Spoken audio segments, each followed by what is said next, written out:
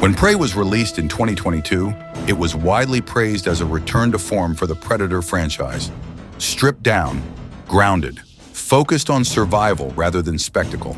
And in many ways, that praise was deserved. But Prey is also a film that constantly hints at something greater, something more intense, more immersive, more unforgettable, yet never fully commits to it. That something already exists. Mel Gibson's Apocalypto, released in 2006, tells a remarkably similar story. A lone protagonist hunted through a hostile world, forced to rely on instinct, environment, and sheer endurance to survive. This video isn't about tearing Prey down. It's about arguing that Prey could have been a truly great film if it had embraced the same brutal commitment to realism, tension, and perspective that made Apocalypto so powerful. Similarities. At their core, Prey and Apocalypto are almost the same story. Both films follow a protagonist physically outmatched, hunted by a superior force, navigating natural terrain as both weapon and obstacle, with minimal dialogue and heavy reliance on visual storytelling. Jaguar Paw is hunted by a collapsing civilization. Naru is hunted by an alien apex predator. The premise of Prey almost feels like Apocalypto, with science fiction added. But where Apocalypto commits fully to making the audience feel the hunt, Prey often keeps the viewer at a distance, watching survival rather than experiencing it. That difference defines everything that follows. Immersion and physicality. One of Apocalypto's greatest strengths is how physically exhausting it feels. Jaguar Paw is constantly bleeding, limping, gasping for breath, covered in mud, sweat, and wounds. The camera stays close. The jungle feels suffocating. Every step forward feels earned.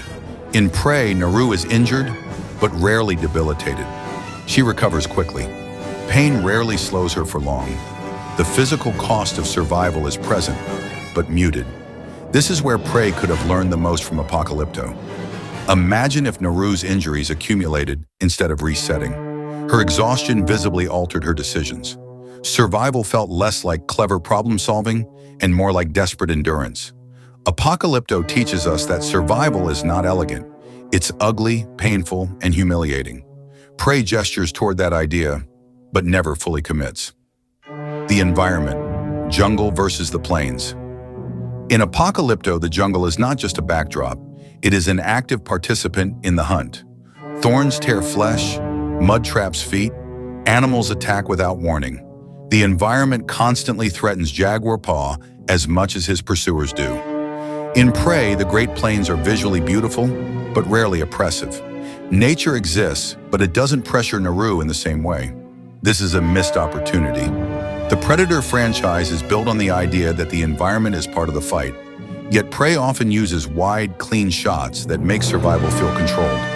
Apocalypto shows us how to fix this. Tighter camera work, longer takes during pursuit, fewer hero moments, and more chaotic scrambling. If Prey had framed nature as something Naru constantly struggles against, not just navigates, it would have amplified the tension dramatically. The Hunters. The hunters in Apocalypto are terrifying because they are human. They don't explain. They pursue with cold efficiency, driven by a culture that has normalized brutality. The Predator, by contrast, is fascinating, but often too readable. We understand its rules quickly. It hunts the strongest. It escalates gradually. It can be outsmarted. That clarity makes the Predator interesting, but less frightening. In Apocalypto, the hunters feel unpredictable. They make cruel, impulsive decisions. They enjoy suffering. If Prey had borrowed that unpredictability, allowing the Predator to break its own rules occasionally, it would have restored a sense of dread. The alien hunter doesn't need to be fair. Fear thrives on uncertainty. Show, don't tell. Both films rely heavily on silence, but use it differently. Apocalypto almost never explains itself. We understand Jaguar Paw's fear, love, and desperation entirely through action. Prey, while restrained, still leans on modern storytelling instincts. Clear character motivation, structured arcs, moments designed for audience affirmation. This isn't a flaw, but it's a limitation. Apocalypto trusts the audience completely. It never reassures us. It never pauses to clarify emotion. If Prey had allowed more ambiguity, more moments where Naru's intentions were unclear, it would have felt more primal, more dangerous. Survival stories are strongest when they resist comfort. Final confrontations. Earned versus engineered. The final chase in Apocalypto is relentless. Jaguar Paw doesn't win because he's smarter than everyone else. He survives because he knows the land. He endures pain longer. His enemies underestimate his desperation. Victory feels accidental and brutal, not clever. In Prey, Naru defeats the predator through planning and intelligence. The sequence is well executed, but noticeably constructed. You can feel the setup. You can see the pieces moving into place. If Prey had embraced more chaos, more improvisation, the ending would have felt less like a puzzle being solved and more like survival barely achieved. Apocalypto reminds us, survival is not about mastery, it's about refusing to die. Conclusion. Prey is a good film, but not a great one. It respects its audience. It revitalizes a tired franchise. It introduces a compelling protagonist. But Apocalypto shows us what Prey could have been. More immersive, more punishing, more uncomfortable. By embracing physical consequence, environmental hostility, unpredictable danger, and a total commitment to perspective, Prey could have transcended genre and become something timeless. Sometimes the difference between a good survival film and a great one isn't budget or concept.